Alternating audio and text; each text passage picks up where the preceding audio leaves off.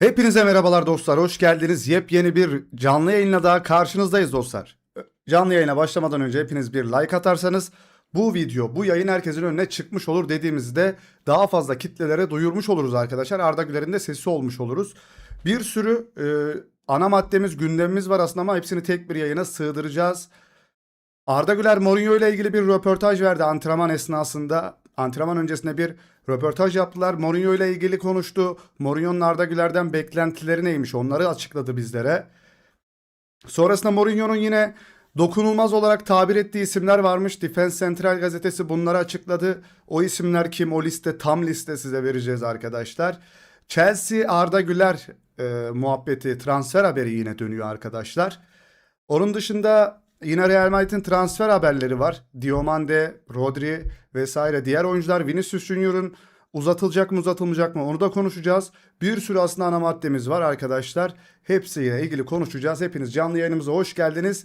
Sefalar getirdiniz. İyi ki varsınız. Hoş geldiniz. Hoş geldiniz. Hoş geldiniz arkadaşlar. Hepinizi çok seviyorum ben de. Merhabalar. Şöyle ben arkadaşlar başlayayım. Akıcı bir yayın olsun. Bir saat kadar buralarda olmayı düşünüyoruz. Allah nasip ederse arkadaşlar. Mourinho yine gözlerle beraber süzüyor arkadaşlar. Antrenmanı süzüyor. Neler düşünüyor? Yaşlı kurt bakalım. Neler olacak? Arda Güler'in de açıklamalarını merakla bekliyoruz arkadaşlar. Haberler birazdan geliyor. Merhabalar, merhabalar, merhabalar. Sizlerden de like desteklerini bekliyoruz ki herkese gitsin bu söylenilen şeyler. Herkese ulaşsın. O Fransız gazeteciyle ilgili de konuşacağız arkadaşlar. Ona da değineceğiz tekrardan. Real Madrid Arda Güler'i paylaştı ve Gonzalo Garcia'yı paylaştı. Son zamanlarda baya bir Arda Güler paylaşımı oluyor Real Madrid resmi hesaplarında. Bugün de gündem yine Arda Güler'di arkadaşlar. Çünkü Arda Güler'in kamerayı Arda Güler'e verdiler. Arda Güler'le bir röportaj yaptılar. Çok güzeldi. Arda Güler için güzel bir gündü. Acaba bu çıkan haberlerden sonra mı bu oldu? Fransız gazeteci çünkü çok önemli bir gazeteciymiş arkadaşlar. O gazetecinin yaptığı açıklamalardan sonra böyle bir gündem, böyle bir göz bebeği Arda Güler oldu Real Madrid'de. Bu verilen penaltı, kaçırdığı penaltıyı da sanki böyle Arda Güler'e bilerek attırdılar.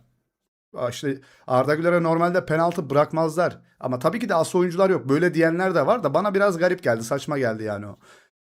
Sports Channel 92 Dikta Bappe fotoğrafıyla beraber katıl grubuna hoş geldin. Teşekkür ediyoruz. Kesene bereket. Desteğin için çok sağ ol hocam. Aramıza hoş geldin. Yeni stickerlarını kullanabilirsin orada bu arada. Şöyle konfetiyle de kutlayalım. O Özge Hanım hoş geldiniz. Hoş geldiniz. Gündemimiz oldukça yoğun. Biraz akıcı olacak arkadaşlar yayın. Ama bir saat kadar durmayı planlıyorum. Normalde daha erken bitirip gitmeyi düşünüyordum ama bir saate kadar uzatabiliriz duruma göre. Arda Güler antrenmanda arkadaşlar ve Mourinho ile konuşuyor. Mourinho ona bir şeyler anlatıyordu. Bu bir video arkadaşlar. Açamıyoruz tabii ki de çünkü YouTube'un telif hakları sebebiyle. Ee, Mourinho Arda Güler'i arkadaşlar dokunulmaz bir parça olarak da görüyor zaten, bunu biliyoruz. Sami Khedira ile arasındaki o bağlantı çok güzel. Sami Khedira sürekli Arda Güler'le konuşuyor. Sami Khedira Mesut Özil ile birlikte forma giymişti. Acaba aralarında bir konuşma oldu mu Sami Khedira ve Mesut Özil arasında? Çünkü Arda ile inanılmaz ilgileniyor ki zaten e, sabah attığımız videoda da biliyorsunuz As gazetesinde bir haber yayınlandı. Mourinho ve ekibi Arda Güler'e çok şaşırmışlar. Çok fit geldi, çok kondisyonlu geldi ve Mourinho'nun yardımcıları, Kediralar falan Mourinho'nun yanında şöyle bağırıyorlarmış. Arda uçuyor, Güler uçuyor diyorlarmış arkadaşlar. Bu duyulmuş, sesli bir şekilde söylemişler bunu ve As gazetesi bunu haber yaptı. Gündüz attığımız, öğlen attığımız videoda da bundan bahsettik dostlar. Videoları izlerseniz her şeyden haberdar olursunuz. Mesela maçı Marka kanalında izlersiniz diye söylemiştik. Ama bir takipçimiz gitmiş Real Madrid TV üyeliği satın almış. Yapmasaydı oradan bedava izleyebilirdi maçı. Geç kaldı mı yeni başladık. Daha henüz 4 dakika oldu. Hemen şöyle ben haberlere giriyorum arkadaşlar. Bu arada Alcoron'la oynamıştı biliyorsunuz Real Madrid. Arda Güler penaltı kaçırmıştı. Sadece 30 dakikalık bir bölüm izlemiştik. Ama devamındaki bazı küçük böyle videolar geldi. Arda Güler şutlar çekmiş. Sol kanatta da oynamış. Bir şeyler denenmiş orada arkadaşlar. Onları da gördük. Arda Güler'in bir iki tane de şutunu kaleci çıkarmış ve Alcoron teknik direktörü bir açıklama yapıyor. Programa katılıyor. Şurada arkadaşlar. Fran Husto diye okunuyor sanırım.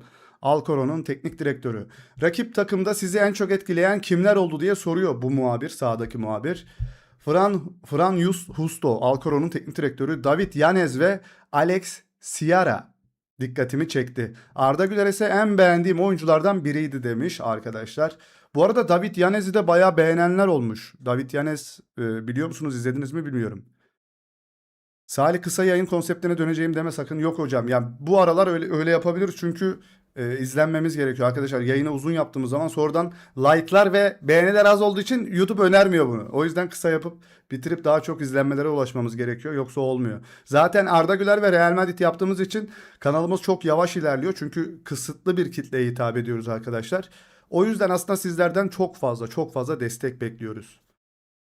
Rakip takımın teknik direktörü en çok Arda Güler'i beğeniyormuş. Arda Güler'in röportajına geleceğim arkadaşlar. Sırayla gidiyorum böyle. Alcaro'nun teknik direktörü yine Arda Güler benim en çok beğendiğim oyuncuydu diye söylüyor. Penaltı kaçırması sorun olamaz arkadaşlar. Diyorum ya, Messi Dünya Kupası'nın en fazla penaltı kaçıran futbolcusu. Messi, ya Messi ulan. Uzaylı diyoruz adama. Jose Mourinho Real Madrid yönetimine lütfen Vini'yi satmayın dedi.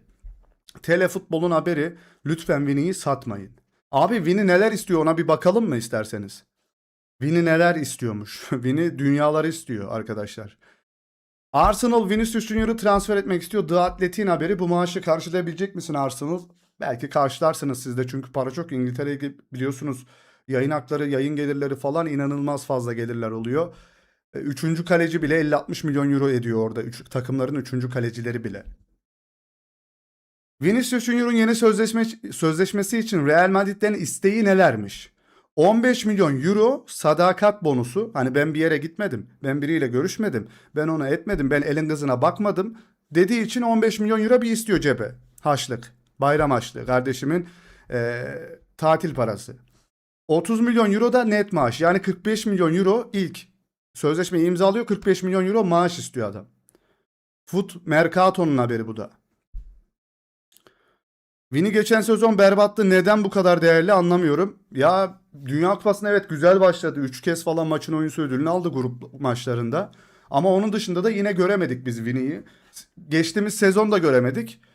Göremedik derken yine gol attı aslında ama ve Mbappe'nin çok fazlaca gölgesinde kaldı. Çok fazla top eziyor. Dribbling konusunda kesinlikle çok başarısız bir oyuncu olarak görüyorum. Çünkü çok fazla topu eziyor arkadaşlar. Abi yayın kasıyor.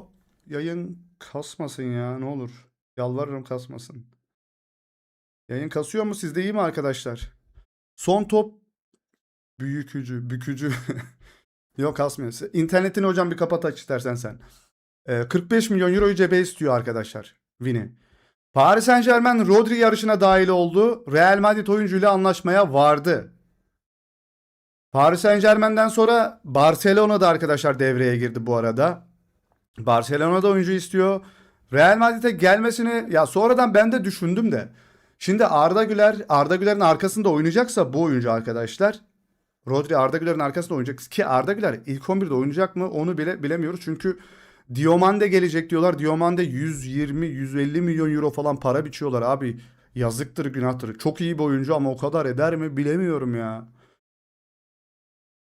Arda'nın maaşı artmış mı? Beleşe oynuyor bizimki. Artmadı. Şöyle artmadı. Transfermarkt zaten piyasa değerleri de aynı kaldı. Daha henüz sadece Yamal'ın falan böyle güncellendi. Onu da bir takip ediyorum ama bugün bakmadım hiç. Belki bugün güncellenmiş bile olabilir.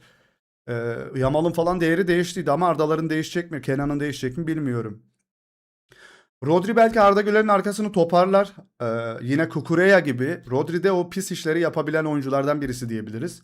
Ama bana sorarsan Tchouaméni ile arasında nasıl gibi bir fark var? Yani ne gibi bir fark olabilir ki bunun? Ya da Valverde ile arasında ne gibi bir fark var? Mesela Valverde'nin ekstrası var. Uzaktan füze gibi şut atıyor mesela. Valverde'nin ekstrasını cebine koyarım. Valverde mesela Rodri'den de hızlıdır bence. Bu teknik mi? Tchouaméni, evet Tchouaméni kütük gibi bir oyuncu. Valverde var mesela. Bilmiyorum arkadaşlar ya. Ben bu oyuncuyu yani o gözle hiç mi izlemedim? Benim hiçbir şey yok. Bu adam bende yok arkadaşlar. Yok yani. Ayağı temiz. Rodri'nin ayağı temiz. Evet, evet.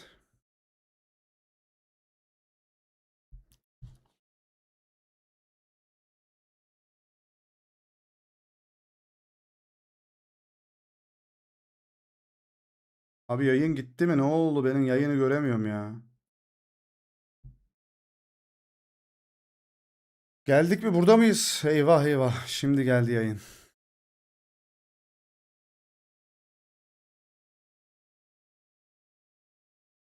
Tüh. Vallahi bu internetlere ne oluyor bilmiyorum arkadaşlar. Şampiyonlar Ligi aşaması kura çekilişi 27 Ağustos Perşembe günü gerçekleştirilecek.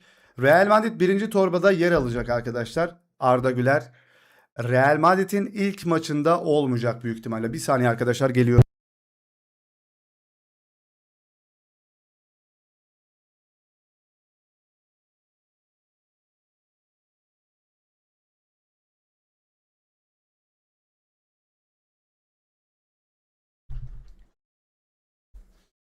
Arkadaşlar bu internetlere ne oluyor bilemiyorum yani. Dünyanın en büyük internetini falan aldık ama köyde mi yaşıyoruz, Antalya'da mı yaşıyoruz belli değil ya.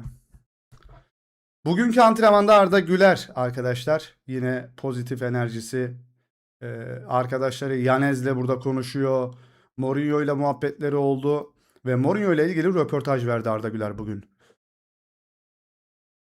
Şu internet canımı sıktı ya. Yağmur, evet, çok yağmurlu. 2 gündür yağmur yağıyor Antalya'da. Nasıl bir hava onu da anlamadım. Salih biliyor musun? Diomen'de 19 yaşında.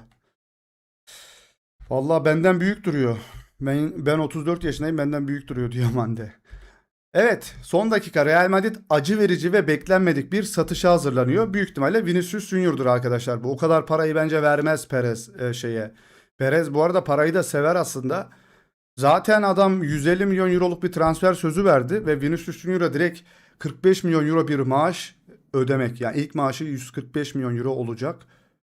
Pardon, 45 milyon euro olacak. O yapmaz bence Perez böyle bir şey. Satar geçer yani, inanılmaz da bir şey. Ronaldo'yu bile sattı. Ronaldo'yu bile 30 vermedi, sattı. Evet. Mourinho Vini'yi gönderir. Bence de gönderir. Bu kadar hala yüzsüz gibi o kadar para istiyorsan garip. Galatasaray 2-0 yenildi biliyorum. Evet, evet, yenilmiş. Kop gel. Evet, Chelsea tarafından haberler geliyor arkadaşlar. Kop gel diyorlar Arda Güler'e. Çünkü neden diyorlar? Bu gazeteci gerçekten çok saygın bir gazeteciymiş arkadaşlar. Fransız gazeteci var ya. Romain Molina.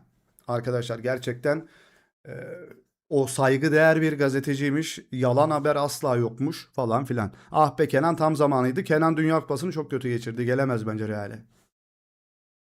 Tam zamanıydı. Gerçekten tam zamanıydı bu arada. Ha, gidiyorlar Diomande'ye falan 120 veriyorlar.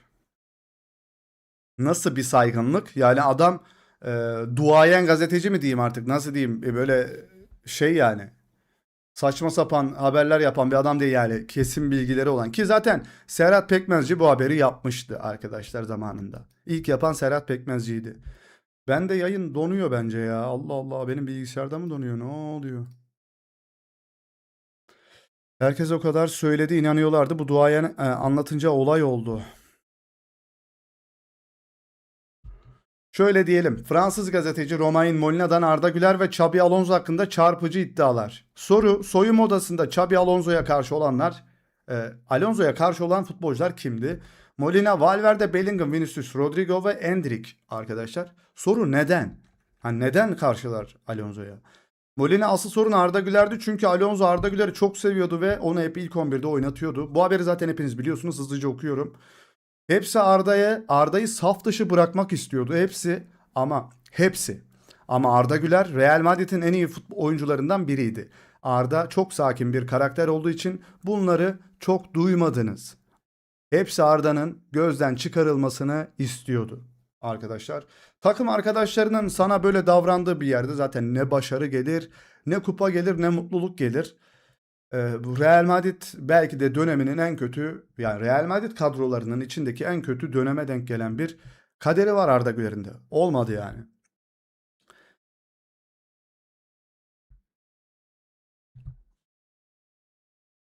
Bizde normal. Tamam, okey. Xabi Alonso Arda Güler'i Chelsea'ye katılmaya ikna etmek için birebir görüşmeler yapmaya başladı. Arkadaşlar büyük ihtimalle Xabi Alonso ile bence görüşüyorlar. Şöyle görüşüyorlar. Alonso bu çıkan haberlerden sonra, Molina haberinden sonra bile belki bence Arda'yı aradı. Arda, seninle güzel bir serüvenimiz oldu aslında. Hani senin oyun tarzını beğeniyorum vesaire. Ama ben yine de Xabi Alonso'yu, ya ne bileyim, ama bu sefer de arkasında durmuş. Yani Arda'yı oynatacağım diye takımdan kovulmuş. Söylenilen haber bu. Arda Güler'in arkasında çok durmuş. Orada bir sorun yaşarsan sana kapım açık gibisinden bence görüşmüştür. Çünkü Dünya Kupası'nda Dünya Kupası'na katıldığı için Arda Güler'i aramıştı Xabi Alonso mesela. Dünya Kupası'na milli takımımız e, gruplara kalmayı başardığımızda arkadaşlar o dönem işte Karadağ maçından sonra şeyi aramış. La Karadağ'la mı oynadık? Kimle oynadık biz Dünya Kupası'na gitme maçını? O maçtan sonra Arda Güler'i aramış. Tebrik ediyorum falan filan diye. Arda da çok mutlu olmuştu. Kendisi açıklamıştı biliyorsunuz TRT'ye verdiği röportajda Arda Güler. Şöyle de devam edelim. Jude Bellingham ve sevgili kız arkadaşı. Abi ayak yeme ya ama yapma bunu. Allah Allah. Real Madrid'in 2026-27 sezonu için olası ilk 11'i. Allah Allah. Romanya değil hocam. Vinicius, Vinicius Junior. Arkadaşlar olası kadro bunu söylüyorlar. Arda hiçbir kadroda yok. 2-3 tane daha böyle kadro buldum. Vinicius Junior, Mbappe, Diomande, Bellingham, Rodri, Valverde, Cucurella. Abi şu sizin bir defa abi şu bak vallahi ne buraya oyuncu ihtiyacı var. Ne buraya oyuncu ihtiyacı var. Şu stoper ikilisini değiştir. Şu Trent'i buraya yazanın zaten futboldan ne anladığı vardır, ne bildiği vardır. Liverpool'da kalmıştır bunu buraya koyan adam. Ayakçı zabıta. Sağ kanattaki kim? Kosova maçı. Evet pardon Kosova maçı. Arda yedek olmayacak kadar çok oynadı. Çok iş yaptı. Kesinlikle hocam. Cucurella, Konate, Huijsen, Trent. Bence Real Madrid'in acilen ha. Bak biz ne dedik geçen sene? Ön taraf Real Madrid'i bir araba olarak düşün. Ön taraf bir Ferrari arkadaşlar. Gerçekten Ferrari ama tekerler patlak öyle düşün. Arka taraf cingen kasa Ford minibüs. Yani bunu hep söyledik. Çiçek Abbas'ın arabası arkadaşlar. Arka taraf, ön taraf Ferrari, arka taraf Çiçek Abbas'ın arabası.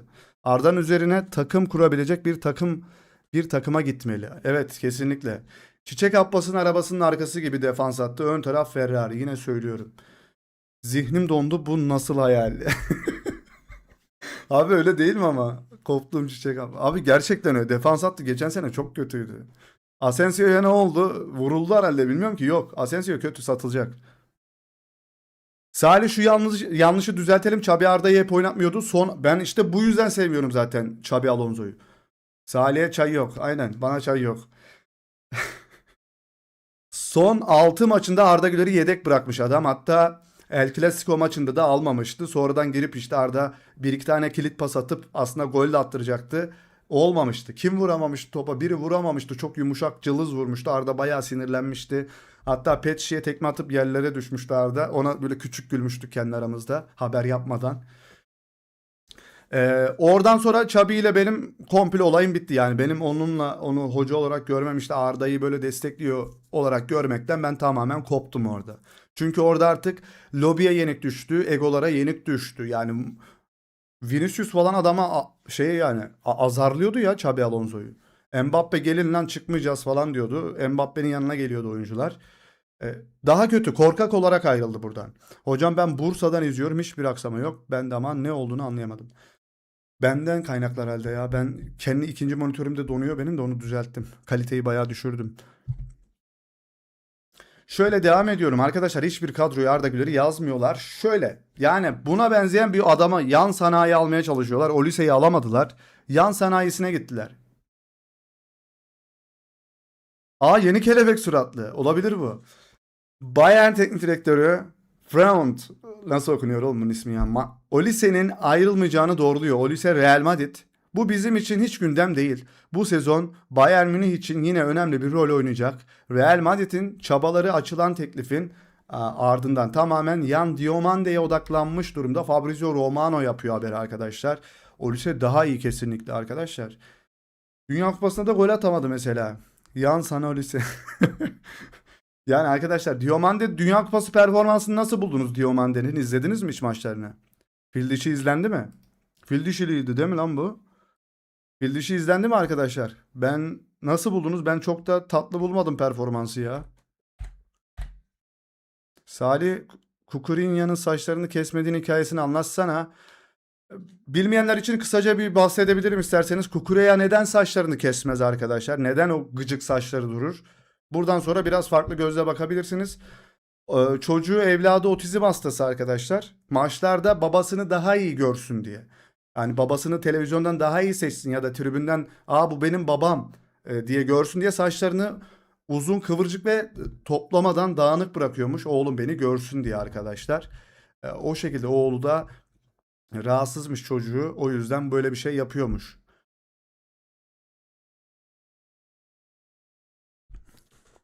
Otizmli bir evladı var onun da. O seçebilsin babasını diye yani kendisini seçsin diye, görebilsin diye, anlayabilsin diye saçlarını öyle yapmış. Evet, o lise yerine Diomande deniliyor. Vinicius Junior Jamaika'da arkadaşlar. Jamaika. Black Panther mi? Black Kelebek. Black Butterfly diyorum sana. Şurada yani bunun çevresi biraz saçma ama arkadaşlar bir okuyayım. Okumaya çalışayım daha doğrusu. Ya Allah bismillah deyip. Ama kutuda daha fazla koşmayınca sahip olmak ona daha fazla fayda sağlayacaktır. Real Madrid'in mevcut oyuncu profiline sahipken genellikle eksik olduğu bir şey geçiş futbolu ve yüksek pres. İkincisi sadece sezonun başında. Arda Güler ve Mbappe ile olan sinerjisine fayda sağladı. Arda Güler savunmaların yüksekte hapsedildiği durumlarda boşluğun arkasına top oynamakta bir sihirbaz. Yani savunmalar otobüs çektiğinde Arda Güler onların arkasına kilit pas atabilecek nadir oyunculardan bir tanesi diyor. Sihirbaz ve sahada topu yüksekte kazanmasının kaosunda hızlı düşünmesi ve hızlı ayakları doğru pası çoğu zaman buluyor.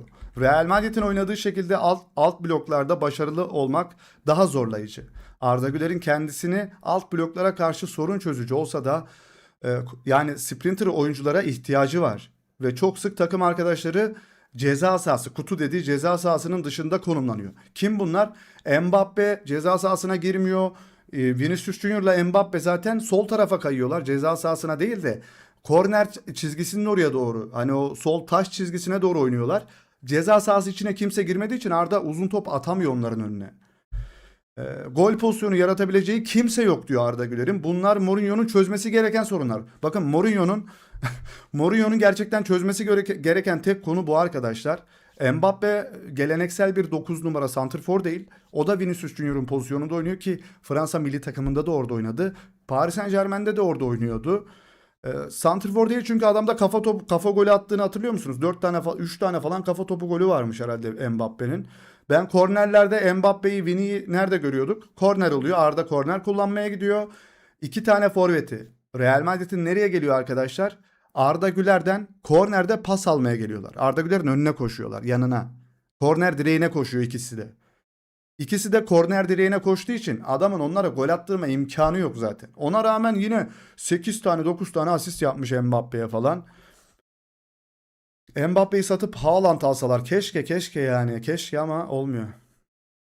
Vallahi güzel bir kafa golcüsü olsaydı 5-6 asisti olurdu her zaman. Yani bir Sherlock gibi arkadaşlar Haaland da kafa golü atamıyor dedim. Çok güzel bir kafa golü attı Dünya Kupası'nda. Haaland'ın da çok fazla kafa golü yok arkadaşlar. Yani şöyle yok. Manchester City Real Madrid maçında Haaland'ı Arda Güler tutuyordu. Kornerlerde arkadaşlar. Düşün yani o kadar etkisiz diye. Arda'yı veriyorlardı marka etsin diye. O yüzden vermişler bu arada. Açıklamışlardı o dönem. Arbeloa açıklamıştı hatta şey demişti Arda Güler Haaland'ın kafa toplarında etkisinin az olduğunu bildiğim için takımın en kısalarından birisi Arda Güler'in onu marke etmesini söylemiştim dediydi. Haaland'a çok gol attırır Arda bu arada.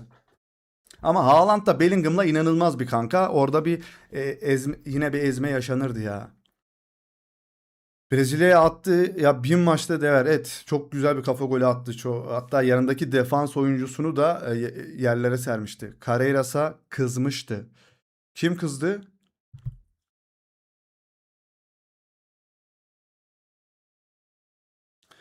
Abi Arda Chelsea'ye giderse orta sahada Caicedo ve Morgan Rodgers olur. Sence iyi mi abi? Valla Chelsea çok fazla takip ettiğim bir oyun takım değil arkadaşlar. Bilmiyorum. Zaten ligde 10. olmuş bir takım. Enzo Fernandez falan da var orada bu arada. 233 kişi var. 105 lütfen yayını beğenin, izlenmeler yükselsin. Ben demiyorum artık takipçiler diyor. Yani izleyenler, sevgili izleyenler diyor. Ne sarardı. Fabrizio Romano, Mourinho Real Madrid yönetimine bildirdi. Saldırı hattında daha fazla hıza ihtiyacım var. Hızlı oyuncular istiyorum. Daha ne kadar isteyebilirsin? Vinicius Junior ve Mbappe var. İnanılmaz hızlılar ama ikisi yan yana olmuyor arkadaşlar. Bir çöplükte iki horoz ötmüyor muydu? İki tane at tepinmiyor mu? Öyle sözler var işte. Onlardan birisi o söz. Olmuyor. Arda Güler ve Daniel Yanez yine birilerine bir şeyler anlatıyor, bir şeyler dinliyor. Bu şeyi çok gördüm Arda'yı. O demirbaşlar yok tabii takımda şu an. O işte gruplaştırmayı oluşturanlar. Şimdi bak bunlar bir gelecek. Arda bu Yanezlerle falan takılacak idmanda sadece. Onlar Mbappe'ler işte kendileri falan 5'e 2 oynayacaklar. Mourinho bunlara dikkat etmesi gerekiyor. Bunları yaptırırsa sıfır kupalı bir sezon. Kendisi de bir sezon durup hatta belki bir sezon bile duramadan gitmiş olur. Her şeyden önce kendi iyiliğin için bunu hiç yaptırmaman lazım. Arda'nın yeni saçı mükemmel hocam. Yaptırsın böyle. Sormuşlar yeni saçı nasıl diye de. Futbol mirası Mesut Özil ve Arda Güler. Futbolun benzesin. Futbolun benzesin. Ondan daha da iyi olsun. Başka bir şey istemiyoruz. Benziyorlar. Ama Arda Güler daha genç bir yaşta geldi. Mesut Özil sanırım 23-24 yaşlarında geldi buraya. Arda 18 yaşında geldi ve 4. sezonuna başlıyor. 3 sezon oynadı, 4. sezona başlıyor Arda Güler. Bu yaşta büyük başarı arkadaşlar. O kadar mobbinglerin içinde var ya siz camları yumruklardınız. Yani birisini tokatlamaya çalışırdınız. O bir de ergenlik yaşıdır bak 18 arkadaşlar. Böyle 15, 16, 17, 18 buralar sıkıntılı yaşlardır. Neyi nasıl yöneteceğinizi bilemezsiniz arkadaşlar. Ben şimdi biz bu yaşımızda bile bazen sinirlendiğimizde, öfkelendiğimizde ulan falan oluyoruz anladın mı? Ama o çocuk onları bildiği hal. Bir ara bu arada Arda'nın vücut tipi, yüzünü böyle bir kötüydü arkadaşlar. O işte mobbing haberlerinin çıktığı dönem. Sonra Serhat Pekmezci bir haber patlattı. O dönemden sonra işte belki de şöyle diyorlar. Arda Güler bu haberi bilerek yaptırttırdı ki her şey tüm dünyaya duyulsun. Çünkü As ve Marka gazetesi bile bu Serdar Pekmezci'nin haberini manşete taşıdıktan sonra şöyle konuşmuş da olabilirler. Serhat hocam ben bu haberi yalanlıyorum. Böyle bir şey yokmuş gibi yapıyorum gibisini. Bak bunlar sadece söylem yani şey tahmin. Belki de çünkü abi adamı bulup Arda'yı bulup Fenerbahçe'ye getirip piyasaya süren adam Serhat Pekmezci. Ee, Bu yani sürekli onunla konuşuyordur. Arda hocasını unutacak bir adam değildir bence.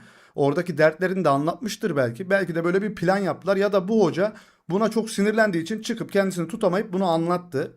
Ve belki de bütün ilişkileri kesildi. Ya birlikte bunu planladılar ya da ömür boyu bir daha konuşmayacaklar. Hocam beni çok zor durumda bıraktın demiş de olabilir Arda Güler. Ama bu Fransız gazeteci aynı haberi yaptı. Arda ne ona bir şey diyebilir ne de artık burada yalanladı zaten bu haberi de. Ne olur bilmiyorum. Belki de ulan Serhat Tekmezci bu lan. Her şeyi birbirine bağlayacağım şimdi. Ama sezon başlamadan bu haberin yine böyle gündem olması güzel oldu. Belki daha dikkatli olurlar. Arda çok akıllı topçu. Valverde kavgasında da ayın oyuncusu ödülünü alırken 14 numaralı üstlük giydi. Arda'yı istemeyenlerden biri de Valverde'ydi.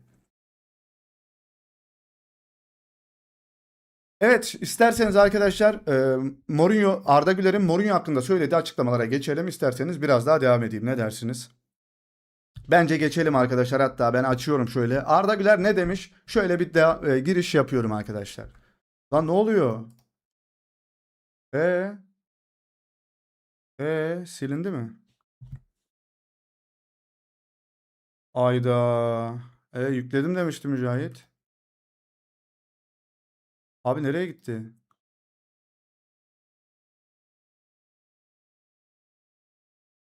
Yok. Müco burada mısın? Haberler. Vallahi oraya güvendik arkadaşlar. Haberler yok lan. Açılmıyor. Niye açılmıyor? Allah Allah. Bir saniye arkadaşlar hemen çözeceğim. Hemen çözüyorum.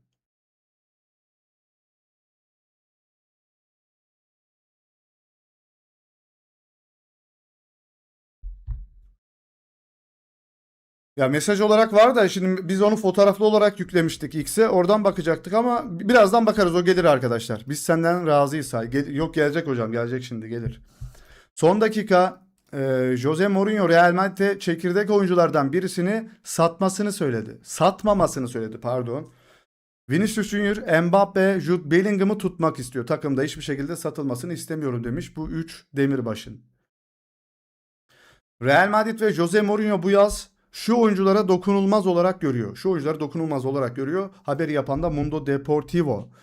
Mbappe, Bellingham, Valverde, Arda Güler, Bernardo Silva niye dokunulmaz abi? Yani gerçek anlamda mı hani dokunmayalım mı? Hani dokunulmaz olarak mı öyle yazdınız bunu?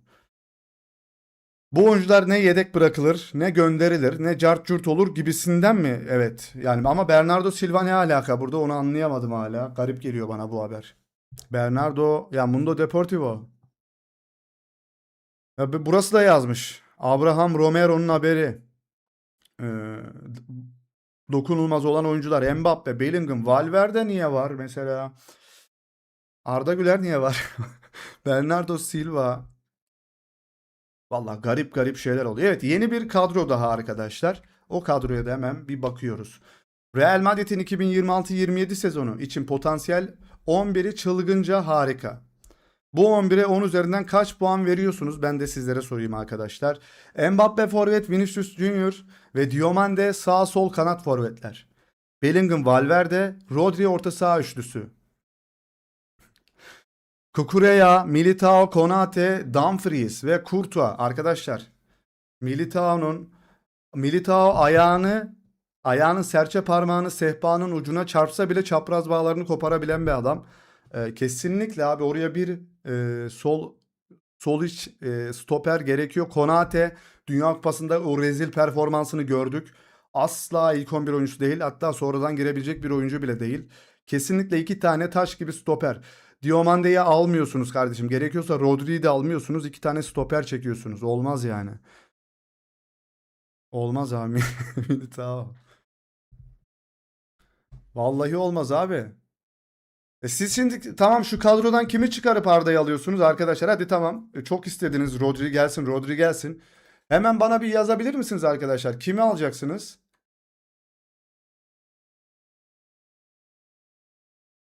Kimi alacaksınız? Kimi alabilirsiniz? Valverde'yi mi çıkaracaksın? Kaptanı çıkaracaksın. Dokunulmaz diyor adam.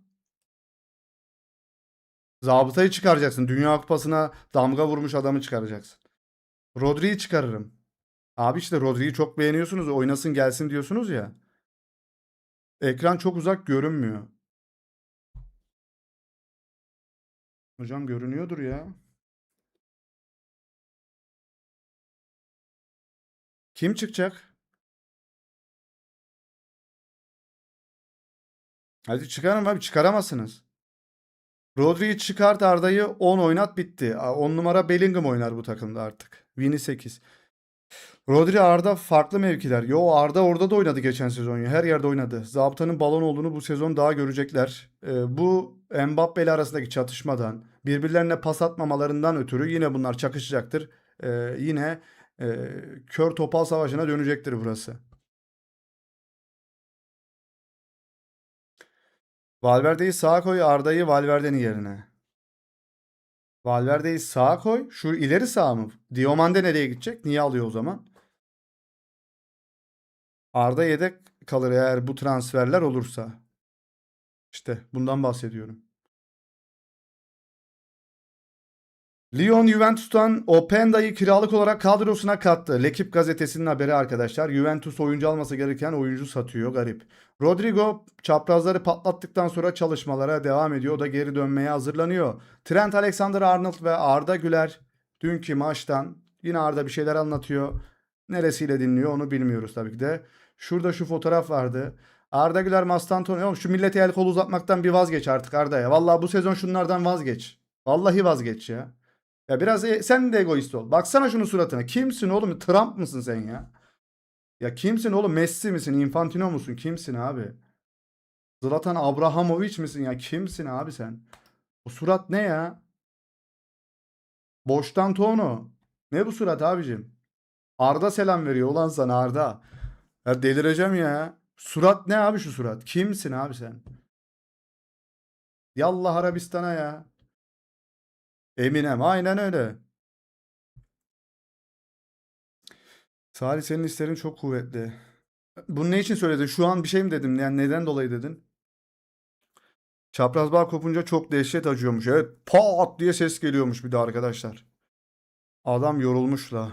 30 yaş üstü futbolcular Hamle oyuncusu olur Salih. Bence de. 50 dakika izledik. Kimi 50 dakika izlediniz? 50 dakika izlemedik. 30 dakika maçı diyorsanız. Abi Şafak Sezer gibi sinirleniyor. Sıfırdan 100 sinire bir saniye. Abi sendeki Mastantuono nefreti. Abi yani saçma sapan. Bellingham'la o kurdukları ittifaktan ötürü sevmiyorum. Abi Ballon d'Or seremonisindeki en iyi genç oyuncu sence kim olur? Arda Güler olur büyük ihtimalle. Ama Kubarsi de Dünya Kupası'nı aldı ve ligi kazandı. Bilmiyorum. Salih senin takipçiler yorumlardan ne ayar ediyor? He? Sen de peygamber sabrı mı var? Vallahi ben deliriyorum hocam. Yani onlar benim takipçim falan değil. Onlar bir kişi belki iki kişi bir iki tane hesapları var. Kendilerini falan övüyorlar kendi yorumlarının altında. Ama onlara geçen biri küfür etmişti bizden birisi burada yayında. Ben özür dilemiştim o küfür eden çocuğun adına. Normalde bize ve Arda'ya hakaret eden birisi. Ee, validesine küfür etmişti. Sonra bir baktım bugün bir şeyler yazmış bana falan Arda'ya. Ee, dedim yayında arkadaş sana küfür etmişti ya dedim. Onu geri alıyorum dedim. Hak ediyorsun dedim yani. Senin gibi birisini çıkarmaması gerekiyordu dedim yani o insanın.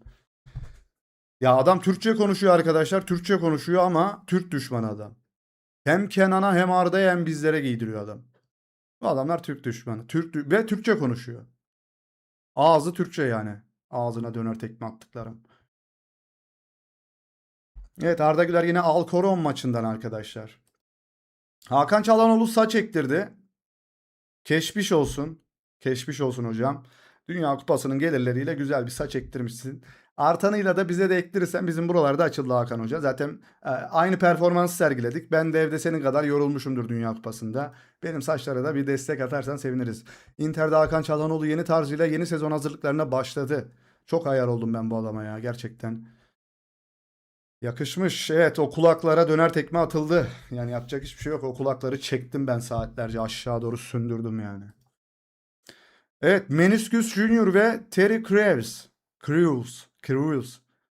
Bir tane arabada bir reklam şey var. Dı dı dı dı dı dı dım. Ve onu yapan adam işte tam bilmiyorum. Nasıl okunuyor bilmiyorum. Terry Crews sanırım.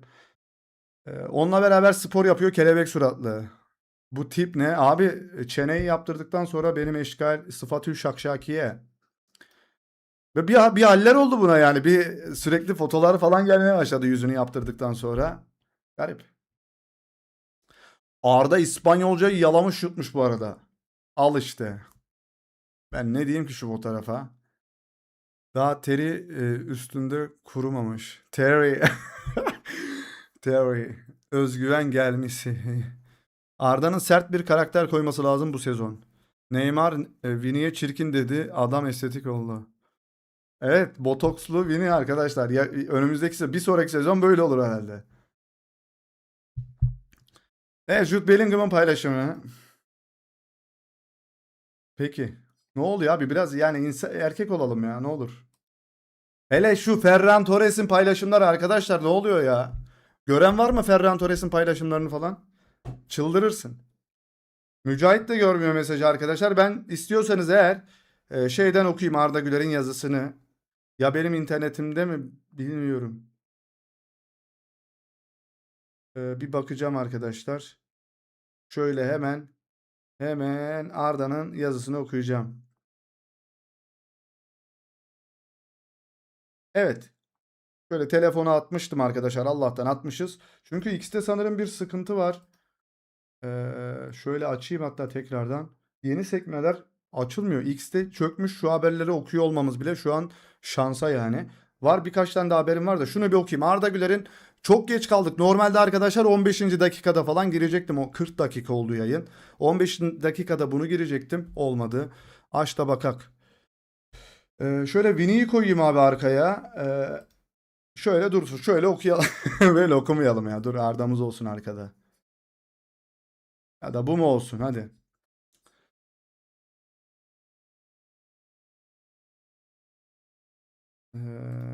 Jose Mourinho. Lan nerede Arda'nın fotoğrafı yok mu hiç?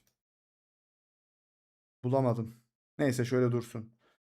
Evet Arda Güler merhaba çocuklar gelin benimle birlikte antrenmana diyor diye gazetecilere şeyleri oradaki kameramanları falan çağırıyor. Muhabir Arda bize anlat antrenmanlara geri dönmek senin için nasıl geçti diyor. Arda Güler'in cevabı evimi ve burayı çok özlemiştim. Tekrar çalışmaya başladığım için gerçekten çok mutluyum. Böylece sahada her zaman en iyi performansımı gösterebilirim. Muhabir, Jose Mourinho nasıl bir teknik direktör? Senden neler istiyor Arda? Mourinho çok kötü bir teknik direktör. Onu asla sevmiyorum. Beni hep altı kanatta oynatıyor. Öyle bir şey demiyor tabii ki de. Arda Güler onun gibi bir futbol efsanesiyle çalışmak benim için harika bir fırsat. Kendisi ve teknik ekibi her şeyi çok net bir şekilde anlatıyor. Ayrıca ayrıca saha dışında da çok samimi ve dürüst insanlar. Bunlar için söylüyor. İşte Kediralar, Mourinho falan onlar için saha dışında çok samimiler ve dürüst insanlar diyor. Muhabir Arda Güler, Arda sezon öncesi kamp döneminde en önemli şey nedir diyor. Arda Güler'in cevabı bu dönemde en önemli konu fiziksel olarak en iyi seviyeye ulaşmak. Hazırlık döneminin ilk amacı budur diyor. Bunun yanında Mourinho'nun bizden neler istediğini dikkatle dinleyip öğrenmemiz gerekiyor. Böylece sahada en iyi performansı gösterebiliriz. Muhabir, bu Real Madrid'deki 4. sezonun. Peki bu sezon için hedeflerin neler? Arda Güler zabıtayı tokatlamak, ilk 11'e girmek değil. Arda Güler burada çok şey öğrendim ve kendimi büyük ölçüde geliştirdim ama ilk günkü heyecanım hiç azalmadı. İlk geldiğim günkü gibi her kupayı kazanmak ve Madrid taraftarlarını mutlu etmek istiyorum. Hala Mardin diyor arkadaşlar sonda da. Böyle demiş Arda Güler'imiz ama bunları biz fotoğraflı bir şekilde X'e yüklemiştik. Gördüğünüz üzere X çalışmıyor arkadaşlar. X'e yine bir şeyler olmuş. Ne oldu? Yine olay mı var arkadaşlar? Niye çalışmıyor bu X? Neyse şöyle devam edelim biz kaldığımız yerden. Arda Güler'in önemli noktalar nereler arkadaşlar? Birincisi Arda Güler'le bu röportajı yapıyor olmaları çok iyi arkadaşlar. Şöyle yine bu Fransız gazetecinin şu çıkardığı haberden sonra Arda Güler'i istemiyorlar, etmiyorlar dedikten sonra Valverde'nin dün Mourinho'yu nasıl yaladığını gördünüz mü bilmiyorum. İşte onu çok seviyorum. Çok inanılmaz bir adam. Yani evlenmek istiyorum. Ya bu tarz yani buna gelecek şeyler işte beni Real Madrid'den göndermeniz için beni öldürmeniz gerekiyor falan diyen bir adam. Bir gün bu uyandım İspanyolca konuşuyorum. Ee, Arda bu arada nasıl konuşuyor? İspanyolca vermiş Arda röportajı bu arada. Salim artık Arda çocuk, genç vesaire lafları duymak istemiyorum ya. 4. sezon artık prime zamanı. Real Madrid YouTube'a attığı röportajı. Evet oraya attı arkadaşlar. Ee, Arda'nın açıklamalarına bakıyorum arkadaşlar. Ee, Yani şuradaki açıklamaları beraber gördük. Beni öldürseniz beni Real Madrid'den göndermeniz için beni öldürmeniz gerekiyor. Bana tokat atmanız, bana döner tekme atmanız, üstüme Tchouaméni'yi fırlatmanız gerekiyor gibi bir açıklama yapmıyor Arda Güler. Mourinho'yu işte çok efsane bir adam, onunla çalışmak istiyorum tabii ki de. Benden neler istediğini çok iyi bir şekilde bana anlatıyor diyor. Gayet olgun bir şekilde konuşuyor ve bunu İspanyolca anlatıyor arkadaşlar. Adam soruyu İspanyolca soruyor bak. İspanyolca konuşmak ayrı bir şey. İspanyolcaya böyle duyup işte ona böyle bilip o kelimeleri söylemek. Soru İspanyolca geliyor, cevap İspanyolca gidiyor ve bunu herkes anlıyor İspanya'da. Röportajı da Real Madrid TV yayınladı arkadaşlar. Oradan da bakabilirsiniz. Hatta oraya bir tane de yorum attım. Onun altına yorumları patlatın ki bizim yorum da üstte kalsın orada. Onun dışında onun gibi bir futbol efsanesiyle çalışmak benim için harika bir fırsat. Kendisi ve teknik ekibi her şeyi çok net bir şekilde anlatıyor. Ayrıca saha dışında da çok samimi ve dürüst insanlar diyor. Başka böyle önemli noktalar. Senden ne bekliyor demişti mesela. Senden neler bekliyor şeyine bir şey dememiş. Sadece Jose Mourinho nasıl bir insana, nasıl bir teknik direktöre cevap vermiş aslında. Senden neler bekliyor onda bir şey yok arkadaşlar.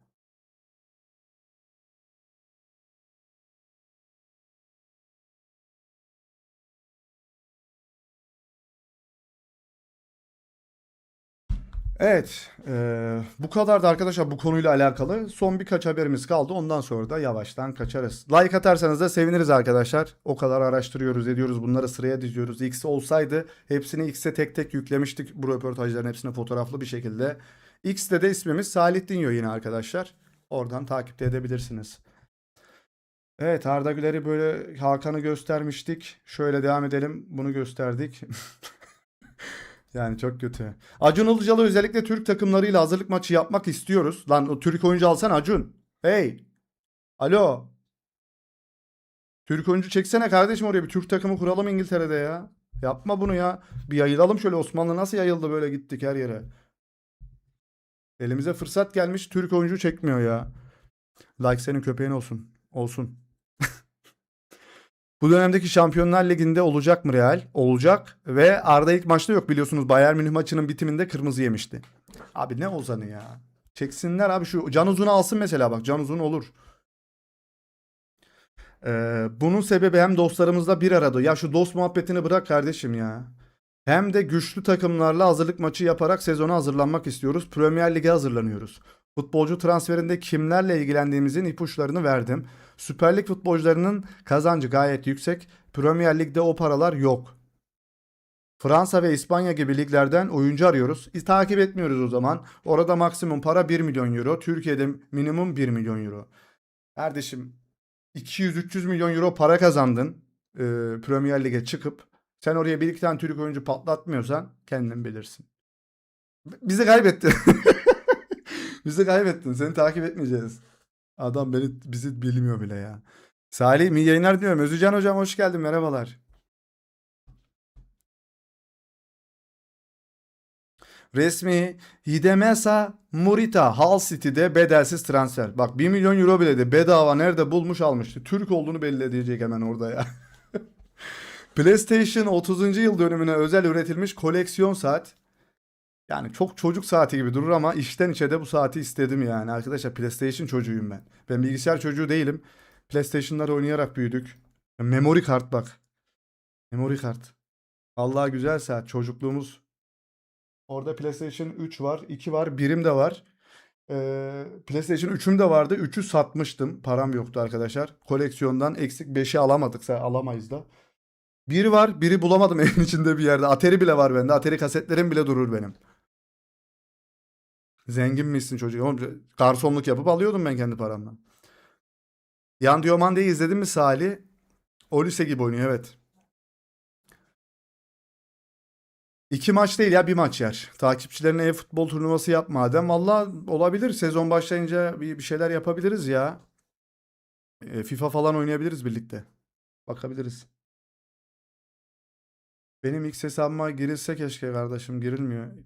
X'in hiçbir yerine girilmiyor bende. X'e ne oldu bilmiyorum. Sizin X'te de sorun var mı arkadaşlar? Sizde bir X'te bir sorun var mı? Benim X patlamış ya.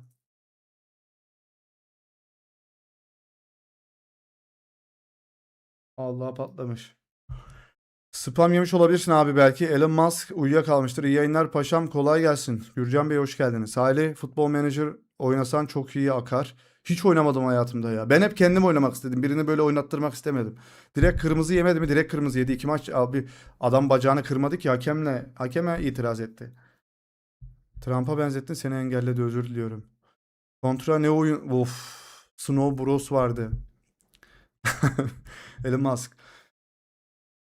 FIFA kaç lira? Evet alamayız o. Çok pahalı. Kaç? 6 bin lira mıydı? 4 bin lira mıydı FIFA? Çok pahalı her şey artık ya. Ne yapacağız abi biz böyle ya? Abi FIFA 5.000 bu yıl kasa patlatak mı? Atari'de oynasak. Atari FIFA 98. PES. Abi ben PES 13'cüyüm. Hala oynarım. Ha PES 13 efsane ama. Efsanelerdendir. Evet arkadaşlar. Bugünkü yayınımızda küfür etmemiştir. İşte onu bilmiyorum. Hakemle... Bu arada o hakem de Dünya Kupası finalini yöneten hakem. O hakemdi değil mi? Hatırladığım kadarıyla. Hatta ülkemizde de Galatasaray Fenerbahçe derbisini yönetmişti o hakem. O hakeme sanırım oldu. GTA oynadınız mı? Tabii ki de hocam GTA oynanmaz mı ya? Sana geleyim kontrol oynarız. Neredesin hocam? Antalya'da mısın? Oynayalım ya. Gel. Atari kasetlerim bile duruyor benim. La Liga'da değil mi hakem? Sanırım değil ya. Haberleri okudum mu? Vallahi telefondan okudum. Allah'tan mesaj olarak atmıştın. Onu okudum. Ama bayağı 40. dakikada okuduk yayının. Sana yazdım görmedin ama sanırım X'te. Ya siz X'e giriyor musunuz? Sizde bir sorun var mı arkadaşlar? Ben giremiyorum bu X'e.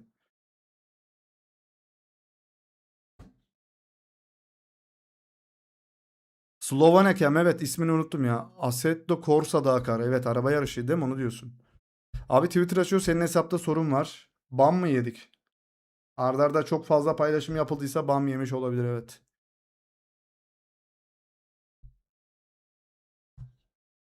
Telden girmiyor mu? Telefondan bakalım. Telefondan giriyor. Allah Allah. Niye böyle oldu? Ama şey yok. Haberleri sildin mi? Yok, haberler yok. Allah Allah. Şeyler yok Müco. Ha, şimdi geliyor. Allah Allah. Benim bilgisayarın internetine mi sorun? Yayın nasıl oluyor o zaman şu an? Çok garip bir şeyler oluyor arkadaşlar, anlamadım. Anlamadığım şeyler oluşuyor şu an. İnterneti şikayet edeceğiz ya, az kaldı. Yandex'ten de ne? Şimdi Yandex'i falan buraya tanımlamam lazım, OBS'e falan. Neyse arkadaşlar, o zaman biz de yavaştan kaçalım. Yayınımız da bu kadar olsun arkadaşlar. Hakemler ne kadar alıyor? Hangi yaşa kadar çalışıyorlar? Hiç bilmiyorum valla. Haberleri yorumlarında.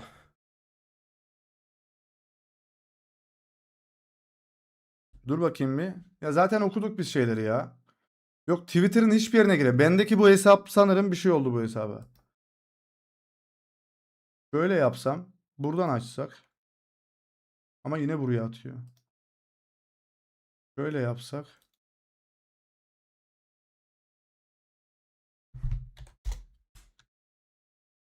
Güventi bağlantı kurulamadı. Allah Allah, benim internette sorun var ama yayın nasıl devam ediyor anlayamadım. Her neyse arkadaşlar. Evet, yayını kaçırdınız. En baştan izleyin, güzel yayındı. Allah hepinizden razı olsun ve inşallah Arda bu sene Prime yapar. İnşallah hocam. Evet dostlar, biz de bir yayının sonuna gelelim o zaman.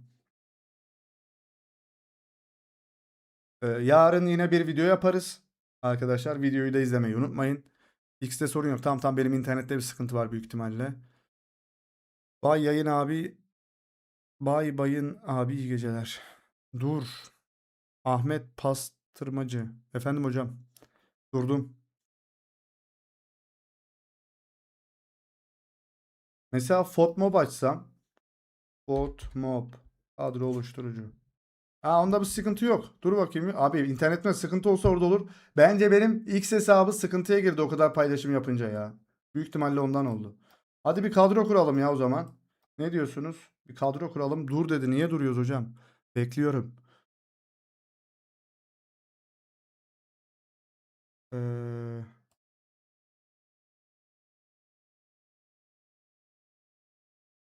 niye gelmedi? Heh.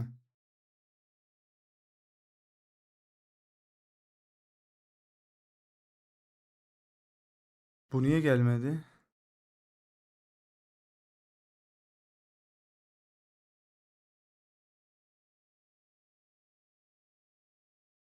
Şöyle bir kadro kuralım ya. Ne diyorsunuz? Ekran gitti. Dur bekle. Arda geleceğimizin. Mourinho gibi düşün, öyle kadro kur. Nasıl tazminat alabilirim? Nasıl tazminat alabilirim? Arda Güler gol sevinci Fransa. Arda Güler. Şimdi Real Mardin'i bir seçelim. Baba dün Mourinho 4-3-3 oynamıştı. La nasıl olacak? 4-3-3 yok mu burada?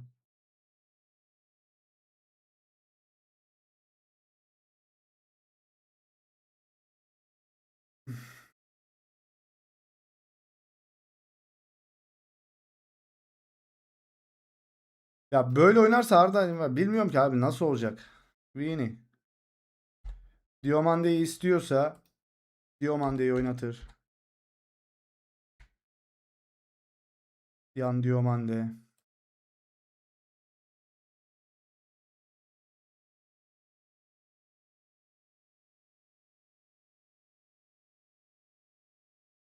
Ali kardeş, benim oğlum bilgisayar mühendisi, ona sordum, reklam engelleyici kullanıyorsa onu durdursun diye söyledi. Reklam engelleyici yok. Ama eskiden beri o varsa bile eskiden beri kullanıyorumdur onu ya. Bellingham değil ya, buraya işte kimi alacağız? Rodri'nin geldiğini düşünürsek. Ya Arda ne güzel burada oynayacaktı ya. Ya şu Diomande falan nereden çıkartıyorsunuz abi ya?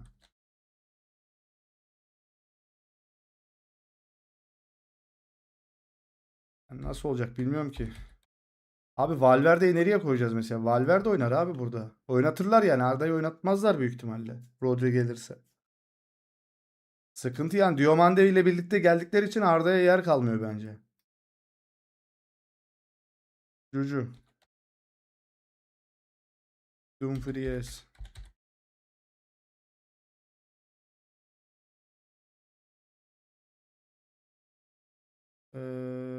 Konate. Huijsen.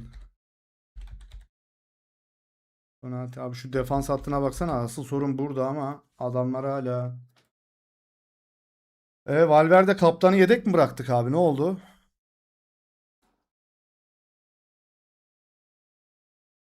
Abi Valverde'yi oynatır. Söyleyeyim ben. Ya şöyle bir şey olsa şunlar ikili arkada oynasa ve bu sefer burada bu oynayamaz. Buraya Bellingham çekilir.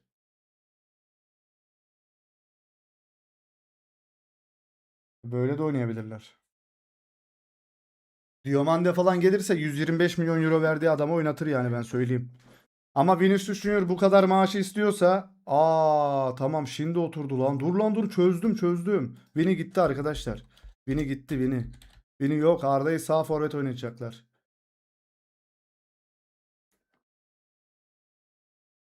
Şey diyeyim mi? Evet. Evet arkadaşlar. Vini'nin çıkan haberlerinden sonra şimdi evet. Jeton patladı benim.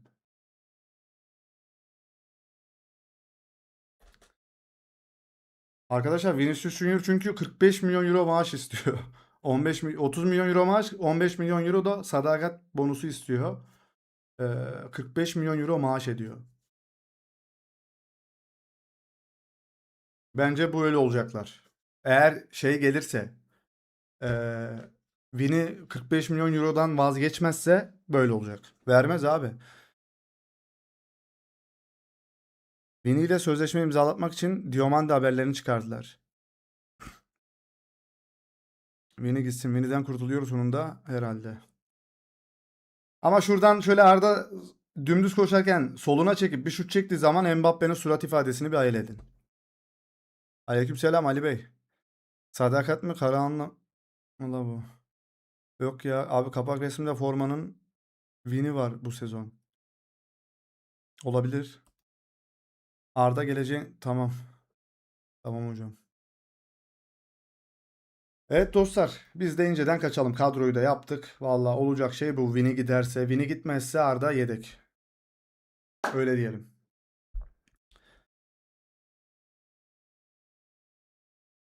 Bir yayının daha sonuna geldik arkadaşlar. Like atıp abone olmayı unutmayın. Hype haklarınızda bekliyoruz. Yayın sonu da bu yayınlandıktan sonra altına da bir de yorumlarınızı bırakırsanız seviniriz dostlar ki herkesin önüne çıkalım. Artık yeni bir sezon, bu sezon artık yükselmemiz gerekiyor bizim de. Daha çok sesimizi duyurmamız için, daha çok destek olabilmek için aslında Arda'ya bunu yapmanız gerekiyor arkadaşlar. İyi geceler diliyorum sizlere. Ben de gideyim videomu çekeyim dostlar. Bay bay. Kendinize iyi bakın. X'te sıkıntı var giremiyorum arkadaşlar çünkü yani bir şey yapacak olsam da yani orada takıldığım için genelde girilmiyor yani. Vino İngiltere'ye gider belki.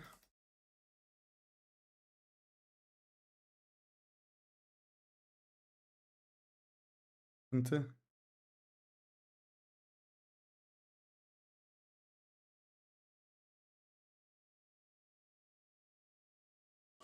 Girmiyor ikisi. Evet geceniz güzel olsun arkadaşlar. Bay bay. Allah'a emanet. Böyle kapatalım ya. Arda Güler! Mais non! Il est pas sérieux!